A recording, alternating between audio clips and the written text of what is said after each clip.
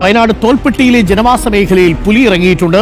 തോൽപ്പെട്ടി ഹൈസ്കൂളിന് സമീപമാണ് പുലിയെ കണ്ടത്. നമ്മളിപ്പോൾ തത്സമയ നമ്മൾ ആ CCTV ദൃശ്യങ്ങളാണ് പ്രേക്ഷകർ ഇപ്പോൾ കാണുന്നത്.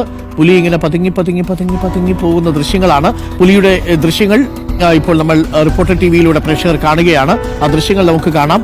രാത്രിയിൽ പുലി ഇങ്ങനെ ഇറങ്ങിപ്പോയി. നമ്മുടെ നാട്ടിൽ പൂച്ചയൊക്കെ ഇറങ്ങി പോകുന്ന പോലെയായി ഇപ്പോൾ വയനാട്ടിലെ പുലി ഇറങ്ങുന്ന അവസ്ഥ. ദീപക് മോഹനുണ്ട് കൂടുതൽ വിവരങ്ങളുമായി. ദീപക്, വളരെ വ്യക്തമായിട്ട് ആ CCTVയിൽ പതിഞ്ഞിട്ടുണ്ട്. ജനവാസ മേഖലയിലാണ്, വീടിന് തൊട്ട് മുന്നിലൂടെ റോഡിലൂടെ പുലി ഇറങ്ങി പതുക്കെ പതിയെ പോവുകയാണ്. എപ്പോഴാണ് പുലി ഇന്നലെ ഇറങ്ങിയത്? ഈ പുലി ഇപ്പോഴും ജനവാസ മേഖലയിൽ തന്നെയുണ്ടോ? നാട്ടുകാർക്ക് ആശങ്കയുണ്ടോ?